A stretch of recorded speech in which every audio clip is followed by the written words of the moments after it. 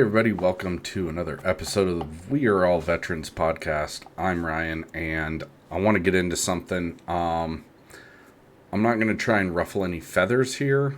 I do not mean to disparage anybody. This is not meant out of disrespect. This is strictly meant out of respect, and I really want to emphasize that what I'm going to talk about today is it's an important issue. It's kind of a touchy subject, but I feel like it needs to be said because it's really been kind of weighing on me a lot lately. And so, yeah, let's just dive right in. I'm gonna link one of the videos that I'm referring to in the description, so you can kind of watch for yourself. And it's from Valhalla VFT, who is a retired Green Beret. Let me check on his name. I apologize. I did not plan this. And forgive me, Nate, if I butcher your last name. Nate Cornachia. He's a Green Beret. He runs Valhalla firearms training. I respect the hell out of the guy. He's really even keeled. He does offer his opinion. But he does so from a position of respect and kind of reverence for the Special Forces community. Now, full disclosure, I was not Special Forces, never went to selection, nothing like that. I did have the honor and pleasure of supporting a Special Forces ODA while deployed in Afghanistan. Forgive me if I don't remember what their ODA number was. But they were out of 10th group from Germany. Great group of guys. I have infinite amounts of respect for the Special Forces community. And I have a lot of friends that are Green Berets. And so this is something that kind of does personally affect me, seeing as how I do respect the SF community and have a lot of admiration for those guys, because I feel like every Special Forces soldier I've ever met has met that standard, that expectation that we come as soldiers who are not Special Forces. We do look up to those guys. We do revere those guys as special operations. I mean, all SOF guys, be it Navy SEALs or Green Berets, MARSOC, Air Force PJs, etc. All of them deserve respect. All of them deserve that. But when they breach that trust, that's where I have a little bit of a problem. Now, where did this all stem from? First, it stemmed from when I learned the truth about Marcus Luttrell. As most of us are aware, Marcus Luttrell was the lone survivor. They made a movie about him. There was a book written about him. There's some conjecture and controversy as to who actually penned the book. He's come out and said that he didn't actually write it and that it was kind of given to him. He's also said he co-wrote it, or there was a ghostwriter involved. Either way, immaterial. The fact of the matter is, it has recently come to light in the last few years that entire saga, that whole episode, it was fabricated. It was not true. And that really is disappointing, because I do have a lot of respect for that. As a Colorado native, Danny Dietz, the loss of him, we felt here in this state. Being a veteran from Colorado, he is, his memory should forever live on, because his loss was tragic. And it's doing a disservice to their memories. Now, we'll go through the timeline. So, what is alleged to have actually happened was that there was speculation that perhaps, and forgive me if I get the wrong person here, it was either Michael Murphy or Matt Axelson. They had discovered potentially was still alive after the downing of the rescue birds.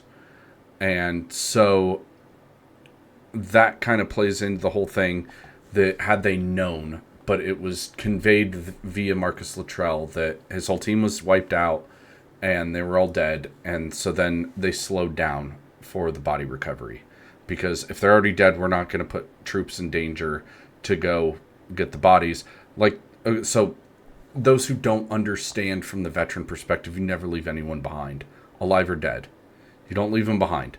You certainly don't leave a fallen comrade who's injured behind, but you also don't leave a dead comrade behind, because we've seen in the past that enemy forces don't have that respect for the deceased, for the body. As we saw in Mogadishu and Somalia in 1993, Operation Gothic Serpent, some of those bodies were dragged through the streets and desecrated. And I find that deplorable, and absolutely that infuriates me, that the enemy would have such disrespect for the bodies of our fallen. So the mission, they slowed down, and it became a body recovery mission. Had they known he was still alive, it would have definitely changed the response. So there's also, I haven't seen it, so I can't verify, and I'm not going to speculate or verify. However, there is some belief and alleged footage, drone footage or ISR, whatever ISR footage there is. It is alleged that Marcus Luttrell ran. He didn't stand up and fight. He didn't hold his ground like is depicted in the movie. He ran, which I'm not going to disparage him on that, because he was kind of a newer SEAL. This, I think, was one of his first operations as a SEAL, so I won't knock him for that, because I've never directly faced one-on-one combat. I've never been in that situation. Been under fire, but I've never been, where I've had an opportunity to shoot back. So I can't really say how I would respond in that situation, but being that he was a Navy SEAL and that he puffs his chest out and he kind of does this braggadocious kind of, rigmarole, I find that to be kind of... Next up, number 2, we're going to talk about Rob O'Neill. By now, everybody, I'm assuming he's a household name. Almost everybody knows who Rob O'Neill is. Rob O'Neill, if you don't know, and none of this is disparaging. I'm not meaning to take anybody down. Marcus Luttrell passed buds, something I never did. He gets infinite amounts of credit for that. That is 100% admirable. Passing buds and earning your trident, that is without reproach. That is an amazing accomplishment. Same with Rob O'Neill. Rob O'Neill became a SEAL. Rob O'Neill claims he made SEAL Team 6. He was on the Bin Laden operation. That's not in dispute. But Rob O'Neill claims he is the guy that shot Bin Laden. And he's doubled down on this claim. And there has been multiple instances. A really big one is the Anti-Hero podcast. They did interview Tier 1 operators from SEAL Team 6, guys who were there, who claim, no, Rob O'Neill was not the trigger puller on Bin Laden. He's not the guy. It didn't go down the way he depicts it. And he's said it multiple times in multiple places, and his story doesn't fully match up. You can go into it and see. His story on one podcast to another doesn't 100% match up. And that's neither here nor there. The fact of the matter is there's corroborating evidence and witness testimony, granted from anonymous sources, because some of them are still active operators, no SEALs, the guy who actually did it, they say his call sign was Red. Red was the one who pulled the trigger on Bin Laden, the first one. Granted, a lot of guys did shoot Bin Laden, but he was the guy that killed him, not Rob O'Neill, per what they're alleging. And the Anti-Hero podcast does just a superb job of breaking this down and going into it in full depth. I'm only using it to say, why lie? I mean, Rob does, to his credit, he does not claim any embellishment on the Captain Phillips saga. That mission where SEAL Team 6 rescued Captain Phillips. Whether or not it perfectly matched up to what's depicted in the movie, I'm not here to judge or anything. But, Rob said he was in the mess hall, on the mess deck or whatever, whenever that happened. So he wasn't there for that, and kudos to him for being honest there. But for lying about being the guy who shot bin Laden, I got a little bit of an issue with. So there's those two SEALs. Next up is one that I am especially, what's the word? I don't want to say upset, but especially disappointed in, because I used to look up to him, is Tim Kennedy. Full disclosure, I haven't read his book, and I probably am not going to. But Tim Kennedy,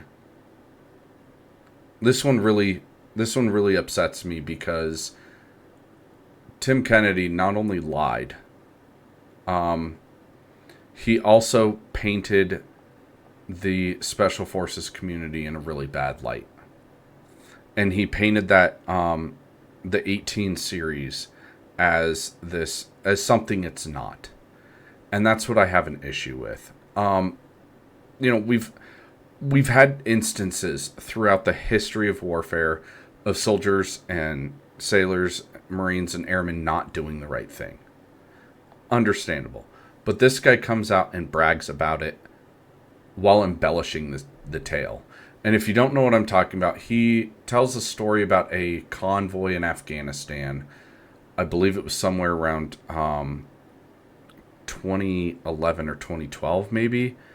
This is after I had gotten out. But or it could have been another time. I'm not sure exactly on the date. However, what I will say is that he lied about what actions he took. He said he filled a backpack full of grenades. Nobody does that. He said he threw grenades into windows without any real due regard for who was inside those buildings. Claims that he killed innocent civilians. That he did things that he did not do, and he speaks on these instances that paint Special Forces in a bad light. Shows him as bloodthirsty. He claims that he got, I can't remember if it was multiple confirmed kills from a tower at a FOB in Afghanistan, or a COP in Afghanistan. And then there's a difference. A FOB is a forward operating base. It's usually larger. A COP is a combat outpost.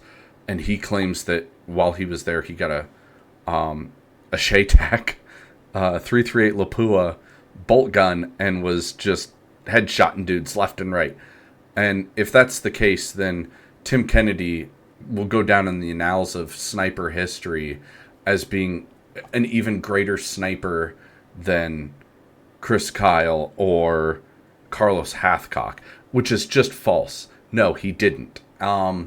He said that he was shooting dead bodies from a Crow system with a 50 cal. All this bullshit. And for what? To embellish, to puff up his chest and tell this big story that never happened. And he talks about how he got peppered with shrapnel from a, I'm assuming, and I might not get all the details correct. It's been a couple weeks since I saw the episode, but Antihero broke it down in multiple episodes, which I would invite you to go look into that. But I'm just doing a broad strokes kind of overview, the 30,000 foot view on this subject. But he talks about how he was peppered with shrapnel, and then you look at pictures of him post this deployment, and there's no scarring. And I've seen guys hit with shrapnel. It leaves scars. It leaves a mark. Just a little bit. So he lied about that, and then he says he's done multiple deployments. But according to the Department of the Army, the only deployments that Tim Kennedy did was one to Afghanistan and one to Iraq. Now, I would never say I've done multiple deployments, because I've done a deployment. So with Tim saying he's done multiple deployments, and I guess maybe in a non-military capacity, he went to Afghanistan for the pullout. I don't trust everything he says there either, but he's forever tarnished his record. Which brings me to the latest, and this is one that really is very disappointing. And allegedly he's not even the rank that I'm going to attribute to him, but Sergeant Major John Shrek McPhee. Now, I've been familiar with Shrek for a number of years because I revere the guys in the Delta community. Less so him now, and you'll see why. But like people like Brent Tucker from the Anti-Hero podcast are like heroes. True dyed-in-the-wool heroes. If you had served in Delta, hands down, you are among, same with SEAL Team 6, you are among Tier 1, I mean, these are the baddest of the bad. These are the best of the best. These are the very tip of the friggin' spear. And I have infinite amounts of respect for what they do and what they're capable of. They are hands down they're some of the best operators in the world. I would venture to say it's pretty even, but I would venture to say Delta is the best of the best of the best. So I had not been aware of until recently that John McPhee had been kicked out of Delta, which is huge. But then recently, Valhalla came out. Nate did a whole thing about John Shrek McPhee recently on his YouTube channel, which I will link in the description, that is very damning. And I'm not going to go through any of it because Nate does some of it, and even some of the stuff he goes over, he had to edit out because it's not even appropriate for YouTube. I mean, just the allegations and the accusations and whatnot. But so recently, USASOC, which is the U.S. Army Special Operations Command, it's the overall command of the United States Army that overlooks special operations, be it Delta Force, Green Beret, or 160th Special Operations Air Regiment, the special operations community that falls under the Army. USASOC pulled John Shrek McPhee's Special Forces tab. He is no longer authorized to wear the Green Beret that he earned. He lost that privilege because of his actions. And I'm not going to go into his actions, but I am going to go into my reaction to this news that he had his tab pulled. And on that, for the conduct, because he was a high level, he was allegedly, he says he was a sergeant major, but allegedly he was only a master sergeant. I'm not here to debate what rank he got out as. It's similar to the Tim Walz rank fiasco. I'm not going to wade into that.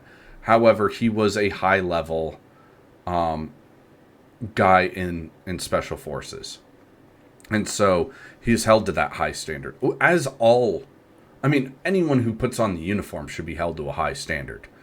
But leadership in the upper enlisted echelon or the officer ranks, you should be held to a higher standard than most, especially within that community. So I do have to say there are some issues with his conduct, that to the point where USASOC pulled his tab. And on that, I think that is very disappointing, that is deplorable, and that is very unbecoming. It really does, it hurts to have to, talk about that, because I understand he had some troubles, and Nate points out in the video that Shrek lied about even the beginning of his service, when apparently he was a ranger with 75th Ranger Regiment, and he said that he broke his leg or whatever when he parachuted into Iraq. Well, and this is in the first Gulf War, Operation Desert Storm. When it's been discovered he wasn't even out of basic training by the time Desert Storm ended. So there is a lie. And much to the same degree with Tim Kennedy, and I think Tim Kennedy should have his tab pulled too. I that's my opinion. I have lost almost all respect for Tim. I've not lost all respect for Shrek, but he is a little bombastic. He does kind of present Delta as this kind of, I don't know what to call it, but just kind of like this bloodthirsty, like killer kind of mentality, which that's not. These guys are professionals, and they should conduct themselves as such. Even if you are, John McPhee, and you're, allegedly, I don't know how much credence to give to his stories now, since he lied about just the most simple things, like deploying to Iraq in the early 90s, which didn't even happen. And it would be interesting to get a hold of his DD-214 and see what overseas service he has, to see if he actually got the liberation of Kuwait and all that, those medals. But on that note, the lying, I don't get it. Like, I wish somebody would explain it to me, why these guys that are, high tier guys, special forces, you got to go through rigorous pipeline just to get to put on the Green Beret. And then to make it to Delta Force is even harder. The attrition is astronomical. I've heard stories of guys in Delta, they had classes like Larry Vickers, who I have a ton of respect for. He's a former Delta guy. Larry talks about when he was in the schoolhouse for the operators course. They've had classes of sometimes one guy. That goes to show how difficult it is to get to that level, to get within those ranks. That alone is admirable. And I'm sure you have some pretty awesome stories that come from being in those units, especially from anywhere from, post 9/11 to now.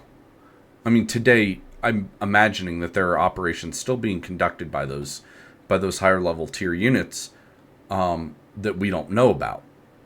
I'm sure Delta is doing operations as we speak, somewhere in some far-flung foreign country. So, even from the GWAT, you have stories. Even if I have stories, and I didn't do diddly. I deployed to Afghanistan and whatnot, but I didn't do a whole lot over there. At least nothing worth writing a book about or going on Sean Ryan about. But to have these guys come out and, be shown as liars, I really do. I will not accuse John McPhee of stolen valor. I will accuse Tim Kennedy of stolen valor. And that because he has taken stories that didn't belong to him, that were his story, that were somebody else's stories, and he made them his own. And some of his stories he tells, the only person that could corroborate it is deceased, was killed in action. And so that is like a different level of kind of insidiousness. So on that, we have, these instances of just out and out lying. And I really do think it's conduct unbecoming. And so to all these guys who embellish and lie and tell these tall tales and disgrace their good name and disparage and disgrace the legacy of the special mission units that they come from, what are you doing? Like, you have a story worth telling already, just doing that, just getting to that degree in your career, achieving that level. You have a story that very few people have. Just like anybody who served, anybody who raised their right hand and put on the uniform of any branch of the U.S. military, you've done more than 99% of Americans. You have a story worth telling, whether it's at a VFW or among friends, around a campfire, whatever. You have stories worth telling because you've done things that normal people have not done. So then, of that, these guys, these Green Berets, these Navy SEALs, these Delta operators, I haven't heard any stories of any PJs embellishing, so I can't say them, or Marine Raiders. I've not heard any embellishment from them. But these guys that embellish, that lie, that fabricate these stories, you don't have to.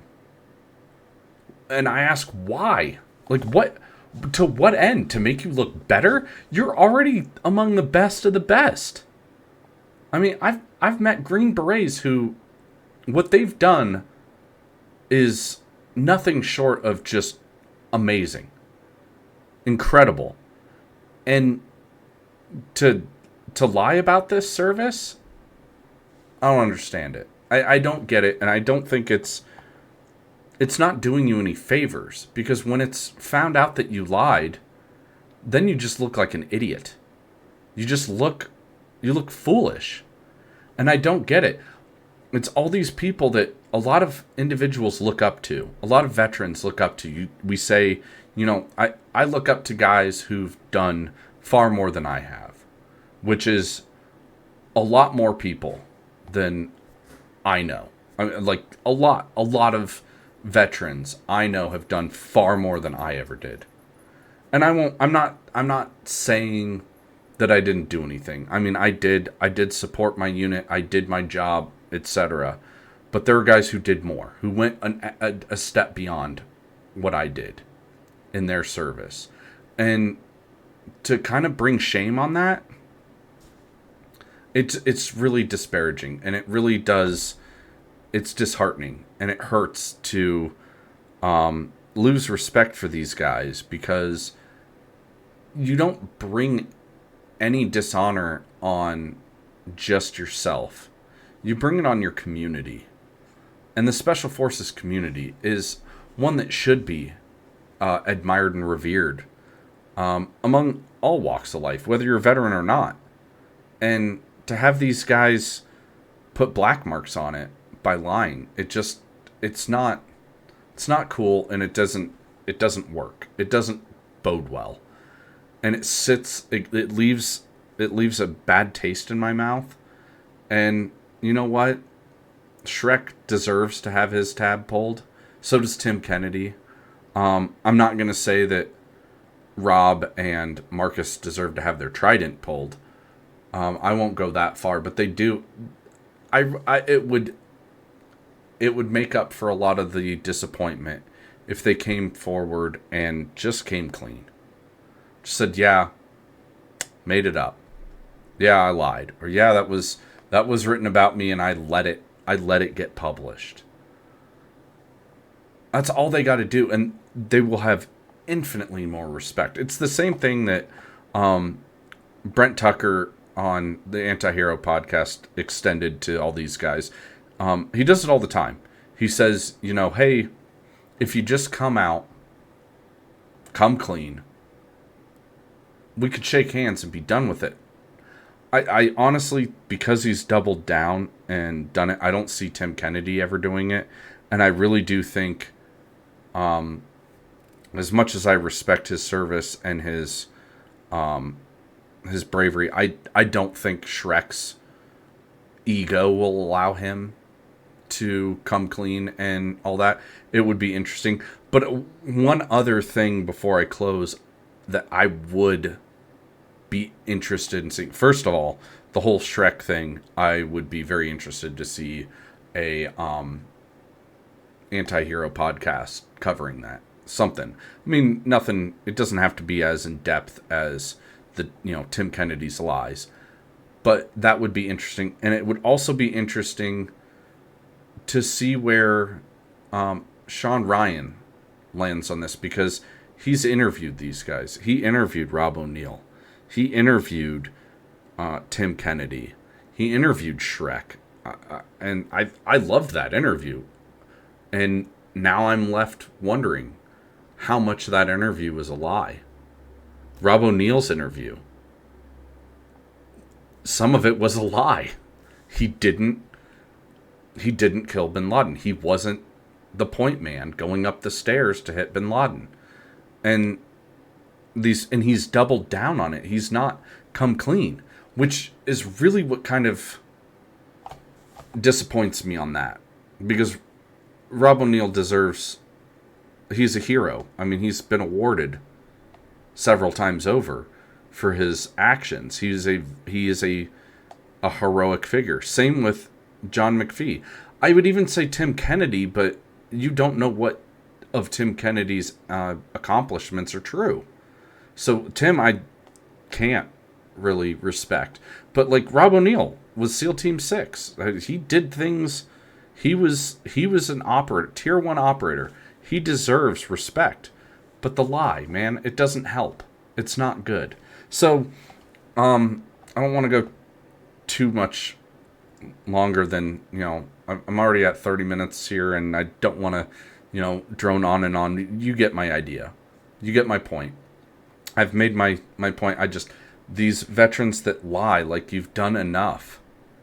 You don't need to, and I guess it's the ego or whatever, but like, you've done enough. And that's going to be one of the episodes that I'm coming out with soon about what is enough. And I'm going to answer that question for veterans that are out there that feel inadequate. Did you sign that contract? Did you swear that oath? You did enough, brothers and sisters. You did enough. And so I convey that same message to guys like Tim and Marcus and Shrek. You did enough. Thanks for tuning in. Be sure to like and subscribe, share. And you know what? To all my brothers and sisters out there who serve, thanks for your service. I love each and every one of you, even if I've never met you. Don't let the hard days win. All right. Y'all have a good one.